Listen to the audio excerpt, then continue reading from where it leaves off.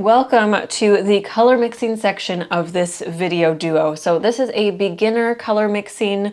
I'm not going to go into a bunch of color theory, but I wanted to show you what colors I'm mixing in order to paint the painting that we're going to do in the part 2 of this video. So if you are confident in your color mixing, go ahead and go to part 2. You don't need this section. But if you want a little extra help and a little extra guidance, this is the video that you'll want to start with. So we'll be mixing all the colors for that second part. I do have 2 glasses of water, so I have kind of what's my dirty cup and my clean cup if I need it. I usually work with dirty water because that's just my preference. And then I have a rag, nothing special about this towel, old bath towel that I cut up, and that I will be using to kind of clean off my brush. And then of course I have this large porcelain palette. A plastic palette is fine. I do like the porcelain. I was won over a few years ago. So if you can grab like a dinner plate to mix on, that is another great option. All right, let's dive in. I've got a wet brush. There's nothing special about this brush. It's a standard round brush. I like to use this because it's not my favorite watercolor brushes, so I'm not like roughing up my brushes. I have a little bit of white on the palette here. So this is Chinese white, I believe. Yes, Chinese white, and I'm just going to take some alizarin crimson. Another good alternative would be like a Winsor red. And I'm going to add that to the white and see how that lightened that up nicely. This is one of my formulas for my very favorite pink. And if you took my peony, my loose watercolor peony tutorial, then you'll be familiar with this. And I'm adding a little bit of my lemon yellow. Well, this is Winsor yellow, but it's very similar to like a lemon yellow hue. Basically your lightest, coolest yellow.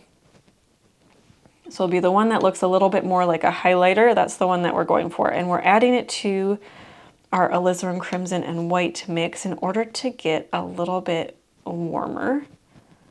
And we've got kind of a nice pink going. Now adding that white in there keeps it a little bit more pastel. So I'm going to actually add a little bit more just to keep it light and creamy. I'm cleaning off my brush really well and dabbing that off. So we've got this nice peachy pink color. If I wanted to get more of a purpley tone in there, which I think I am going to do, I could either go in with some purple. I have some Winsor violet here, which really any purple in your palette should work well. For this, it's the only purple I have in my palette. I usually mix it myself. I'm also going to take some ultramarine blue, which is right here, and I'm going to just tap that in on the side a little bit, and we should be able to get a nice soft purple. And there we go. So if I wanted that, it's obviously a little more red than this bright purple that has this bright Winsor violet. It has a little bit more blue in it. And the white that we have in here desaturates it a bit, also the yellow. So if I wanted to mix just this color, I'd probably take alizarin crimson and ultramarine and we could get something pretty close. I'm also going to take our lemon yellow or our Winsor yellow, or just a light yellow. Transparent yellow is also a great alternative. I'm going to pull that out on here. I think I'm going to grab, we could take the sap green, but I'm actually going to take our ultramarine blue and we're just going to mix our green in here. This is obviously a very blue tone, so I'm going to take a little more yellow and put that in here. And we've got a color that's pretty close to our sap green. Now, if you already have sap green in your palette, you can kind of disregard this. But just in case you don't, let's take our sap green. Those are pretty close. So this one's a little brighter. I could take a little bit more yellow to it. I'm actually just going to blend those two together. I could take a little more yellow to it, our original mix, and that would help a lot. But for the sake of this, I think I'm just going to keep going with what we've got. I am going to deepen it a little bit with some blue. That's our ultramarine blue again. And so we'll have kind of a cooler tone green, and then we have our warmer tone green. Let's get a little more color in there.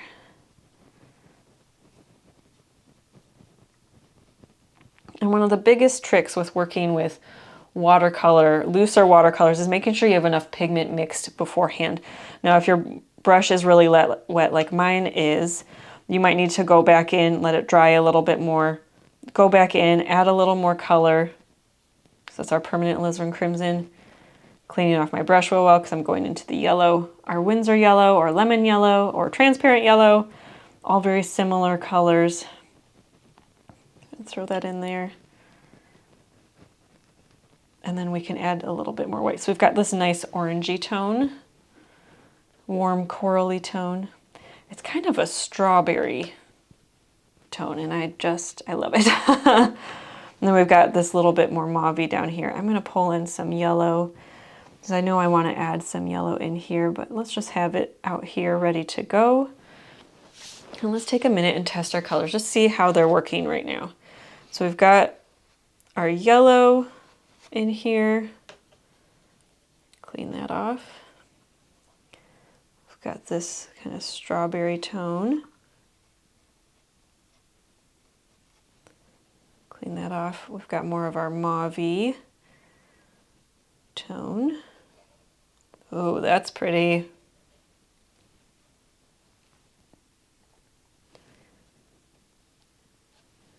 Dip a little more. We can pull in this purple tone. That's a nice bright next to this muted. The blue. We have a warmer green. Dab that off, and we've got our cooler green. So that's a nice fun palette. It's very bright. We could tone down some of it. I'll probably only use one of these in the actual painting because we've got some bright around here. So I might only pick one of those, but we'll see. I really like how this muted kind of mauve-y tone turned out. But that's how we mixed our colors. So we can use raw color here straight from the tube, or we can mix it to get a little bit more dimension, a little bit more muted. If I wanted my greens to be a little more muted, which I might in the future, I'm just going to take a little bit of our alizarin crimson, our red tone, and mix that in. And it'll start as kind of a brown, but the more we mix it in, we'll get this nice kind of olive green tone. See how nice that is?